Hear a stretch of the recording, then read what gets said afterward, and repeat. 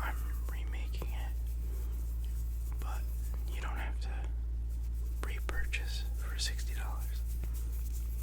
In this case, I figured I'd kind of film a simple long-form video, like my reviews, where you guys can just kind of put the headphones on, lay back, relax, and just, see if anything rings a bell. So, with that being said, let's just jump in and not waste too much time. So, I was a PS3 kid, growing up, and if you hear any crackling, that's just a pop. I busted open a soda, so you might hear it crackling. It's kind of a nice little background. But I was big into the PS3, and I only got my PlayStation 3 in 2010, Christmas 2010.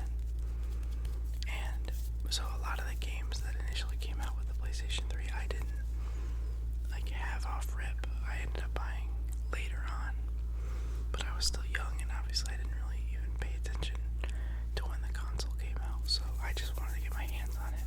And once I did, one of the very first games I had to play, and it is to this day my all-time favorite video game. I'm planning on getting artwork from it on my body, like a tattoo, obviously. But that game is, and we got a few of them, Resistance: Fall of Man. This game was the launch title for the PlayStation 3, and it is developed by Insomniac Games, who you may know from the Amazing Spider-Man, I think it's called. I'm not into superhero games, but the Spider-Man games and the up-and-coming Wolverine game on PlayStation 5. Well, before they acquired those rights and became sort of just the superhero developer, the Spider-Man developer, they were making some really cool, unique IPs, and Resistance: Fall of Man was one of them.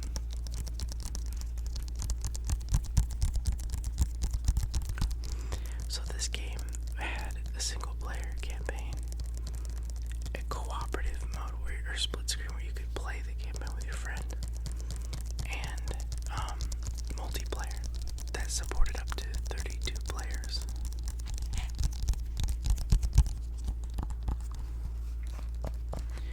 The premise for this game was really cool too.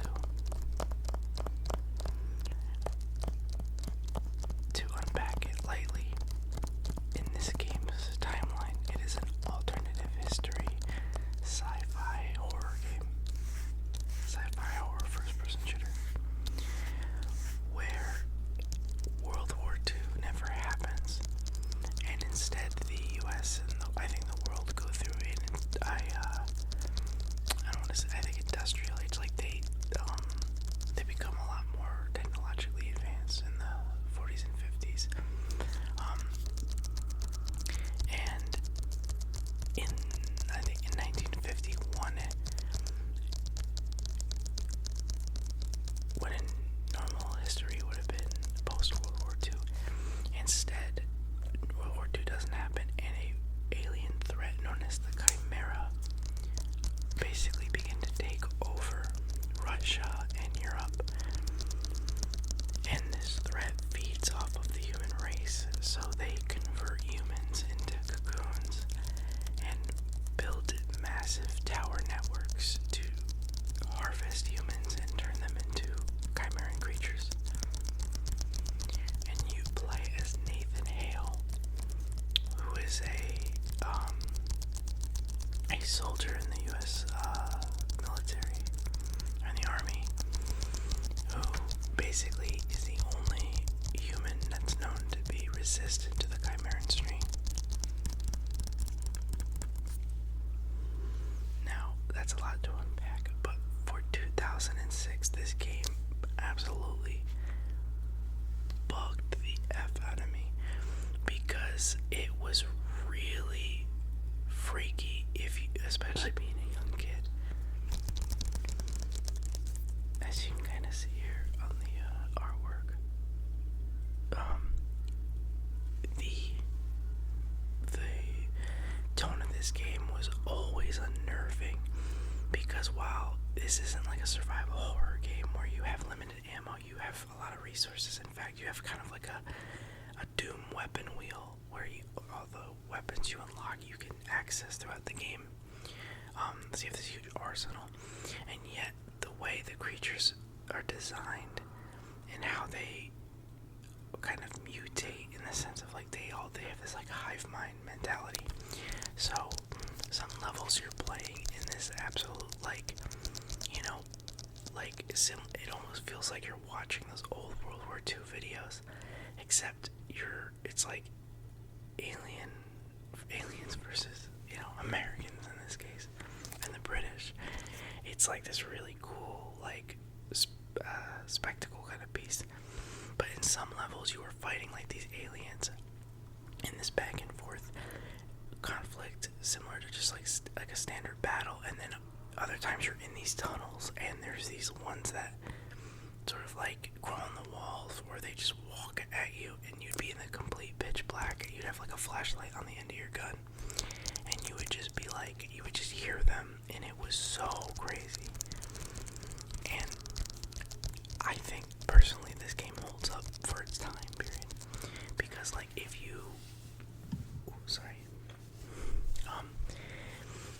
the only thing I would say about this game that's kind of like for its time was the color palette is pretty like brown and like gray. It's not really too impressive. It's a little flat, but I can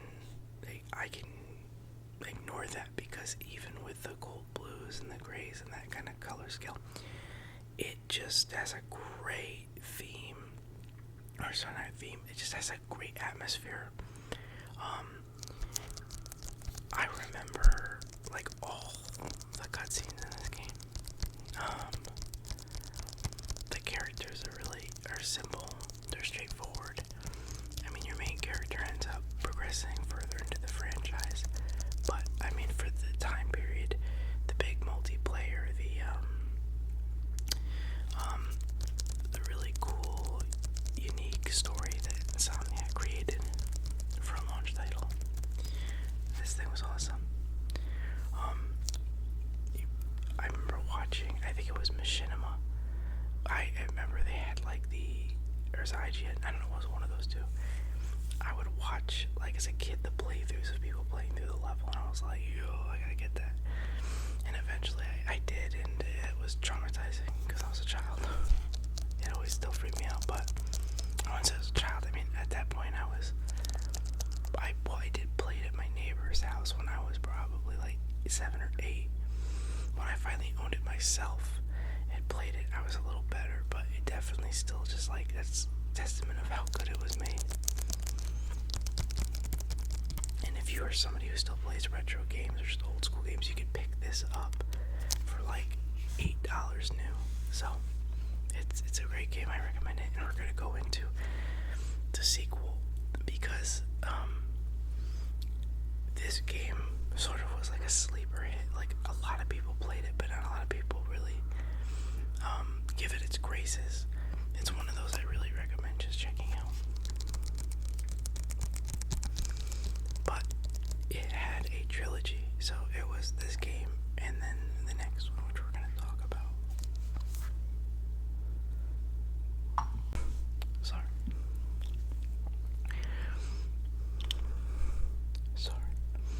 So the follow-up to Resistance, Fall of Man, was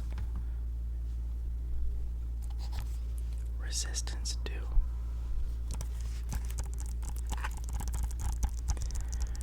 Now, Resistance 2 is a very, not controversial, but a very interesting, shake-up for fans of this franchise. So, I know I was a little scrambly on that first game, just giving you all the rundown of, what it was. But Resistance 2, obviously, because it was a launch title, it sold really well, the first Resistance.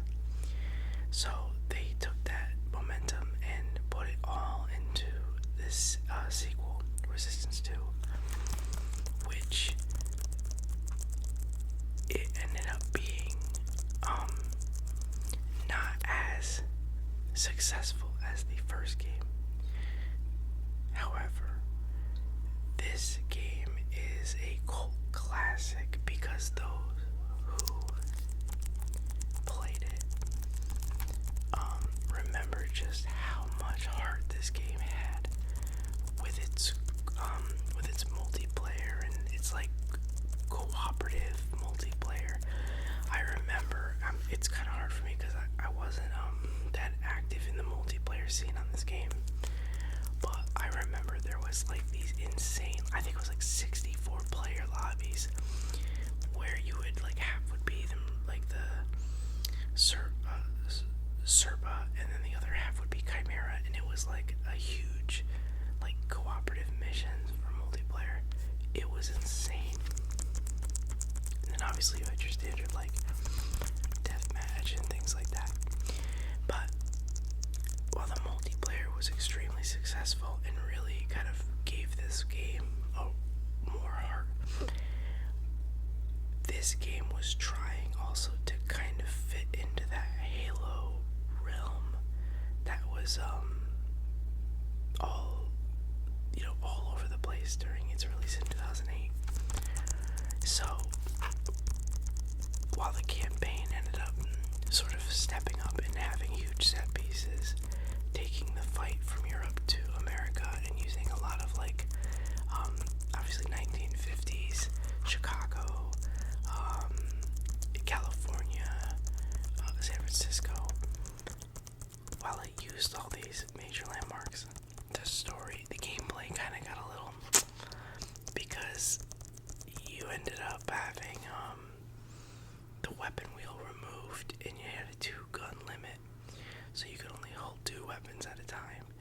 And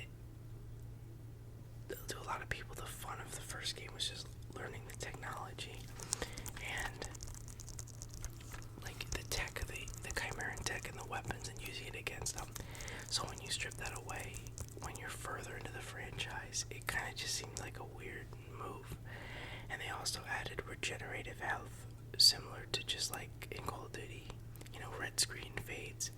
While in the first game, you collected like health packs, which was a lot more fun because it sounded like whenever you would collect a health pack in the first game, like you felt like, oh man, I needed that, like I earned that. The health regeneration in this game just kind of sucked a lot of that fun and like tension out of the game. But while the gameplay changes kind of sucked, I'm a sucker for the story in this game because it actually, one, sets up great for a third game, and we'll get to that game. And then the other thing was, with those set pieces, they really do a great job at bringing back that sort of 50s aesthetic in with this new Chimeran threat. Like, there's just something so cool about how they merge these styles together. And there's a lot of, again, the atmosphere with a lot of world building. I remember in the game, there's like a radio broadcast that plays, and it's by Henry Stillman. And you listen to this guy who's basically broadcasting from a radio tower, and he's all alone, like waiting off the war with the Chimera. And throughout the game, you hear more tidbits of him kind of going berserk. And I remember hearing it in game, and it has its own little arc and ending with this like little side voice character, and it is so like sad, and it's just such a unique piece. I love this game, and it was really good. I do wish they just added a weapon wheel, or they recognize some of the fun little elements of the first game, but I also understand how they built it, gameplay style with the new enemies and the sections. Like, it kind of, if they had the weapon wheel, you kind of be able to blow through this game, I think. So it doesn't kill it in the long run. Obviously, this was 2008, so people were very particular with this, but looking back, I still think it holds up. It's a really good follow-up to the first game, and it sets up for what is arguably one of the, again, I could say it now that we've gone through the two games, one of the best trilogies for the old PlayStation. And that is Resistance 3. And this was released in 2011. So 3 years after the second game. Now there were plans for a fourth game. However, because of, you guessed it, The Last of Us, Sony did not want to overpopulate the world with post-apocalyptic games, which this one does fall under. So Insomniac did pitch a fourth game, and they were rejected, and ever since then, it has not been touched since 2011. No remasters, no remakes. But mark my words, everybody, Resistance 3 is a incredible ending to a franchise. This, now, I guess it's been like 17 years, y'all should have played it. But at the end of Resistance 2, a very important character dies, and with 3, you become this other character who I would have never guessed after playing the second one and getting into the third it would have been this character. But you end up playing as a whole new character in this sort of trying to repair the world sort of headspace. And the adventure that you go on to really end this trilogy is just so awesome. They brought back the weapon wheel. They added super unique weapons. They really hone in on the post-apocalyptic feeling, really putting you out in the world. And the Chimera in this game are sort of like fleeting, like they're on their last leg. So you're fighting these feral Chimera. There are other resistance factions that are like setting up to help fight them. It is just such a cool, like, you go from like the first game, which is like you're, a war vet, and then you go to like this, then the second game you're like this secret organization, and then the third game you're kind of the common man fighting this threat in a new world.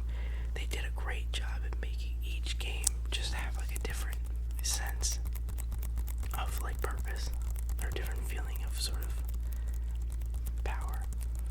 Obviously you're kind of, I guess you could say really when I say that, like you're sort of all in a way like you have a military background, so I'm kind of lying there.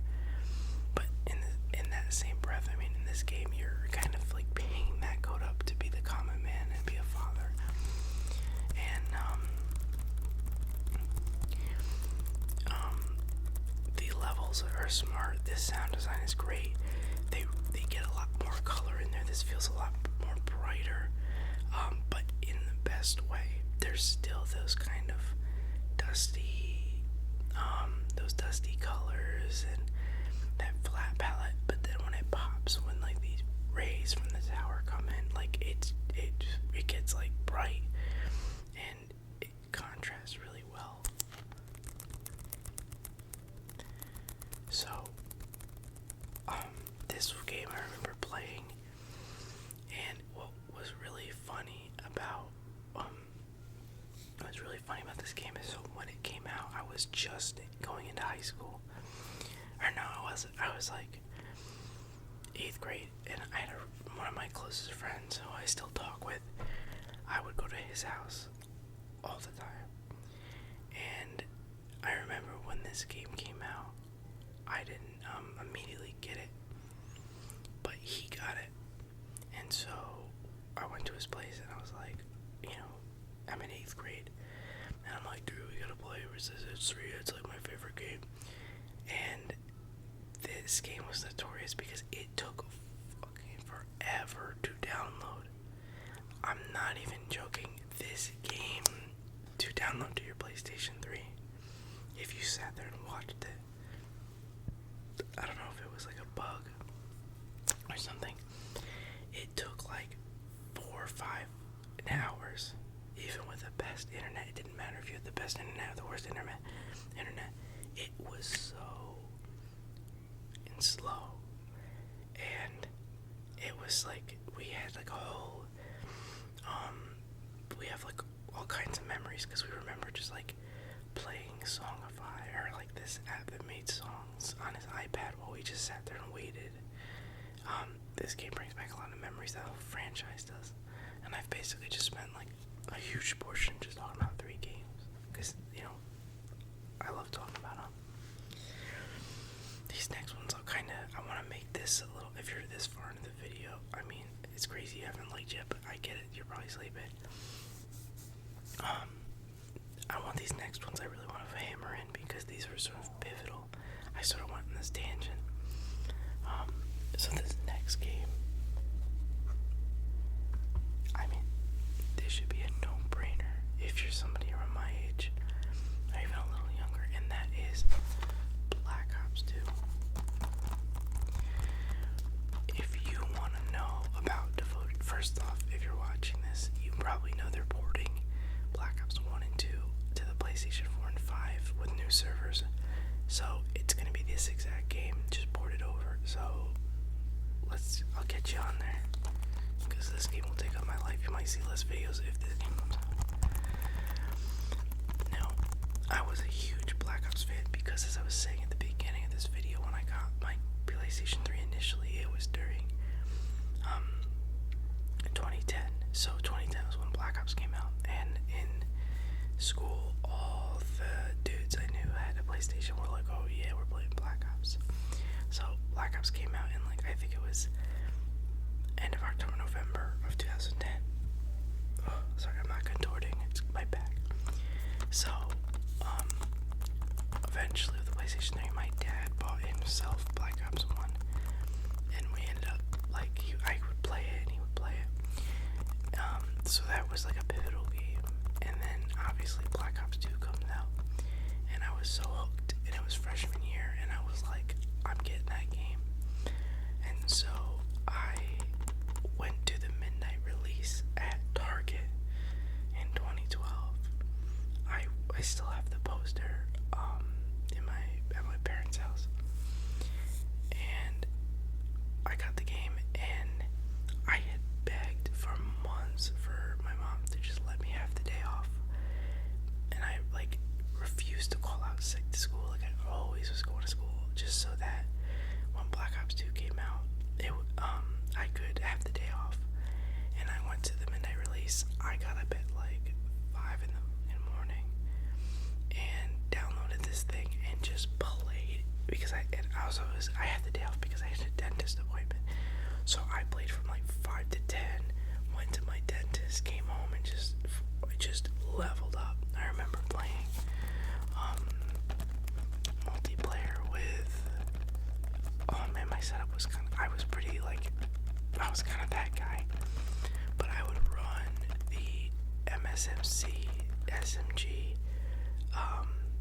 suppressor, and fast mag, and then I would usually run I think it was the TAC 45 as my secondary, but that was for just if I was in try hard mode.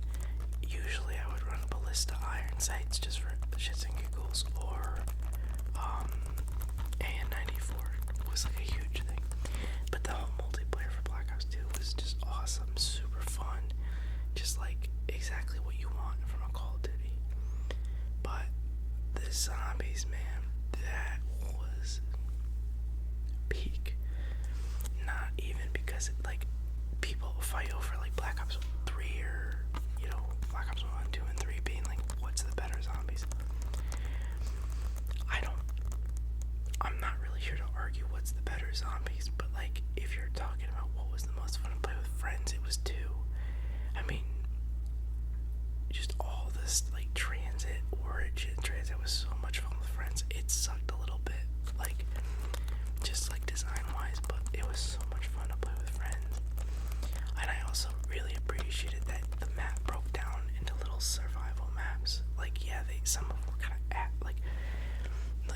Bus Depot was ass cheeks. No matter how you spin it, it was ass cheeks. Like, no perks, just the box. But I appreciated it for the challenge it brought forward, versus just being like, it became something. So, this game was like a religion. I never stopped playing it for years. It's only when like servers started getting like all filled with hackers and stuff that I just kind of like sat back and was like, alright, like that, I'm done. But Black Ops 2, pivotal, one of the all-time, like that's for the boys. This next game is sort of awesome because it was big for me. I played it, and I think I beat it one time, and yet it's still like one of the biggest like memories in my house because of my dad, and he's still kicking. But I just preference that because I got him Fallout 3. I got my dad Fallout 3 back in, I think it was like 2012. And I only got him Fallout because he never really had a game. Like, we used to play split screen all the time. And some days I would come home and he was sort of just like playing like Black Ops 1 or 2 bots by himself. And I was like, I gotta get a game that's like more fun. And everyone I knew played Fallout 3. So I end up, I go and get him Fallout 3 and Game of the Year Edition. And he played this thing every night. Usually like 6 o'clock to like 7:30. He would play it. And it was like the funniest thing to watch because he wasn't like, he played games, but he wasn't like a professional or like somebody really well, like he wasn't like a skilled guy with gaming. Like every game he had to relearn a controller type deal. So when I got him Fallout, VATS and all these like systems and quests, he had to learn it all, and he got really good. But it was always funny because for like the longest while, there's if you don't know, there's a system called VATS, which basically like you can select body parts to shoot, and then you'll like have a percentage chance to hit them and like dismember your enemies. And that's like integral to Fallout, like whether it's melee or whatever. And my dad never used VATS, like nada. He just would just sit there with, because you couldn't, in Fallout 3 you couldn't aim down sight, I think, with most guns. Like I think most guns you couldn't aim down sight. Maybe I'm wrong, but I feel like you couldn't. You're like, your view was always just like this. And my dad would just sit there and hip fire all day. They'd fight Deathclaws hip fire. He would, like 10 guys trying to charge him with like melee hip fire. The aliens and the Zeta Mothership DLC hip fire. My dad did not give a and like, it's also funny enough, reminds me of when he played Battlefield 3, and he didn't understand quick time events at all. So there's this one quick time event in Battlefield 3 where a guy, like, you walk down this like little, it's like you're near like a train subway, and this guy comes out and he like throws you in front of a train, and you just have to hit like square really fast. My dad had no capability of doing that, and so I would watch him do that segment like 40 times. I would be crying because he thought it was the controller, he thought it was the gate. Like it was so funny. But yeah, like Fallout 3 was just fun because it was like a whole different genre for him, and I really heard great things about Fallout. And I remember like I watched the same friend I was referencing earlier play it, and I was just like, oh my god. Times were simpler, you could just pick up a game because you heard it was good and it was good. Nowadays you pick up a game and you're like, why the fuck did I buy that? But yeah, so it was a blast. I mean, I don't think he really ever finished the game. I think he was very much like he would, if like he heard one thing in the game, he would take off to go do that. So he didn't he never stayed focused or locked on one thing, you know.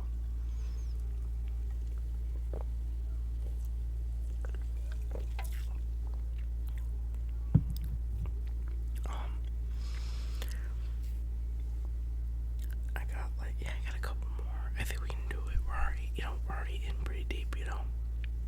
Just keep going. Wish I could see the time here, but my computer is not about that. So I guess it'd be anyway. The next game we have is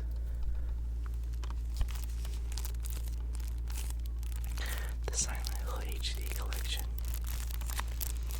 also known as the buggiest, most unfixable buggy launch in buggy history.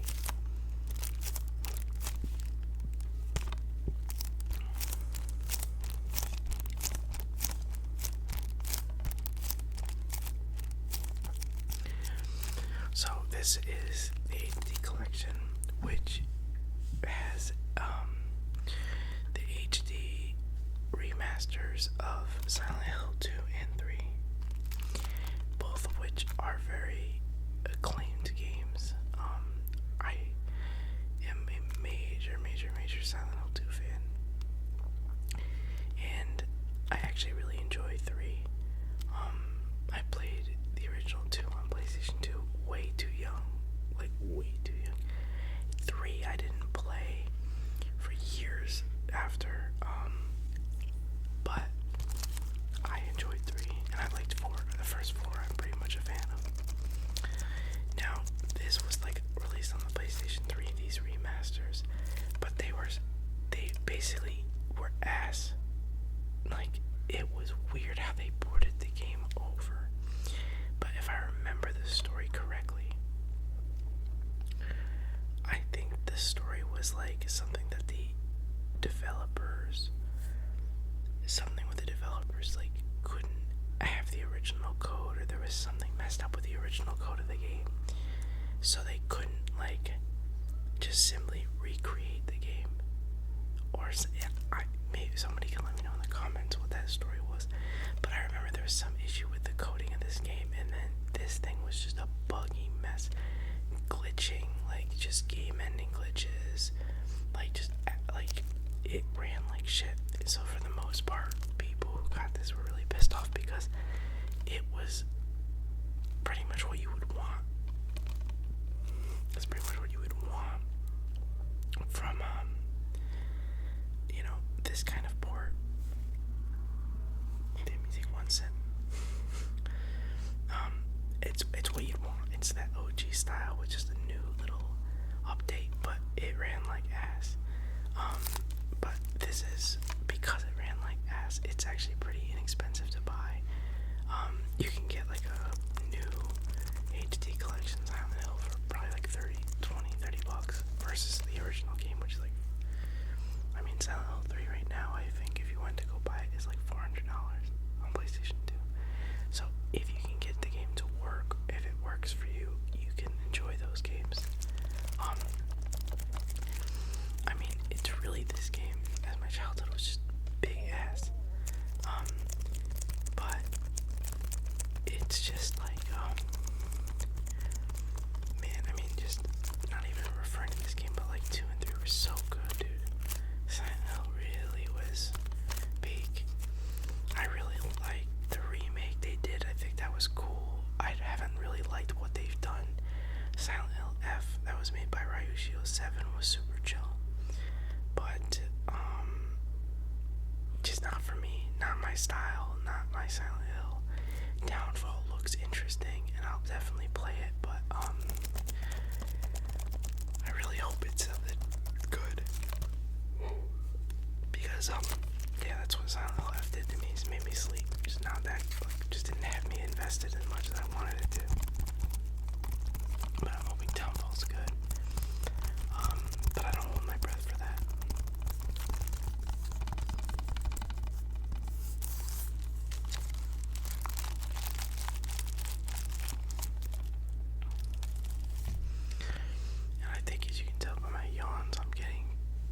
exhausted. I'm giving myself tingles. I'm about to fall asleep. Hopefully you're asleep by now, but if not, let's end this on a really big highlight. We talked about this franchise not just a few minutes ago, but we can't ignore this game because it was pivotal, and it came out immediately. I believe, if I'm not mistaken, it was out.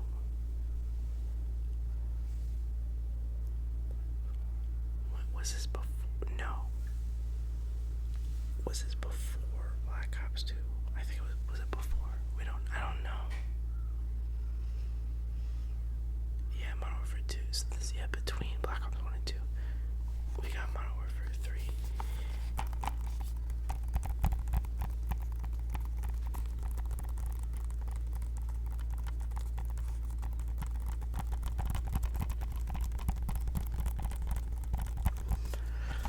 I mean, if you want my childhood, if I wanted my childhood back, I would have to go back in time and just evaporate the developers, because this game was a big part of my life. I played it. I would get home from school, log on, and just ACR suppressed all fucking day. I had my own clan with some friends. I was playing the face-off maps. I was just invested in Modern Warfare 3, just as I was Black Ops 2.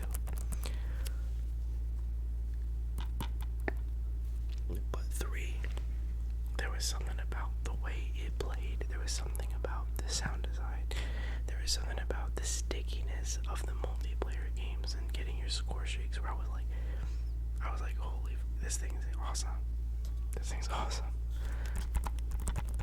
It was just so much fun to play. I remember getting Moabs all the time. I remember I was like insanely good with the Type 95 with Red Dot. And you can't forget Infected. Infected was peak.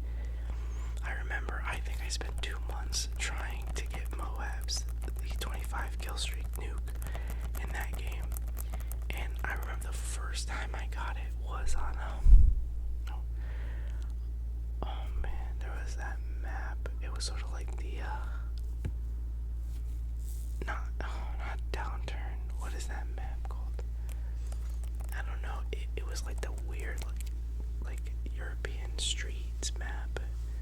It came on a lot with Infected. I don't know why I'm blanking so hard. But I got it in this corner by this car, and I remember I was using the Type 95, and I got it, and I hit the button, and right as I hit it, I got slammed with a throwing knife. So I didn't even get my nuke. Like, I didn't get that. It broke my heart. But I got tons more after. Like, Terminal was huge. I would go hard. I got really good at Infected, and there was just something like the diversity in the multiplayer, the 3v3, 3v3, Ground War, Infected, All or Nothing. All these modes were just like fuel to the fire to keep me amped.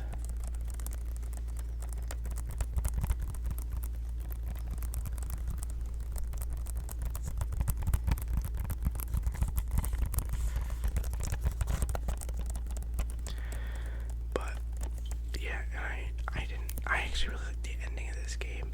The campaign was alright. I think it was worth it in the end with the ending with Captain Price and Makarov, but I really focused this game just strictly for its multiplayer and co-op modes. I obviously did play the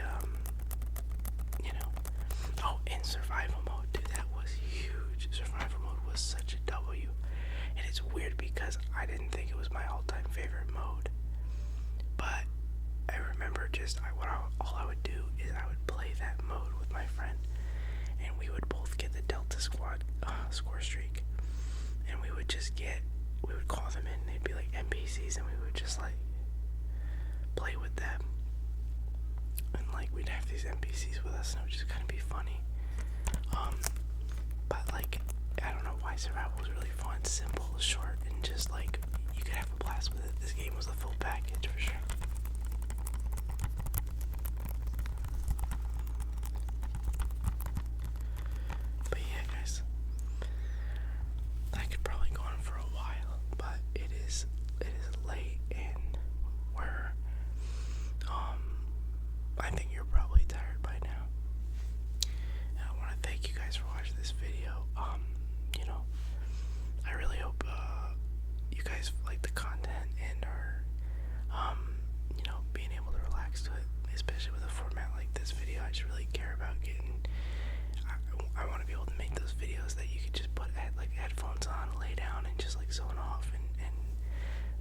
just chill out. That's what I use ASMR for, and hopefully this video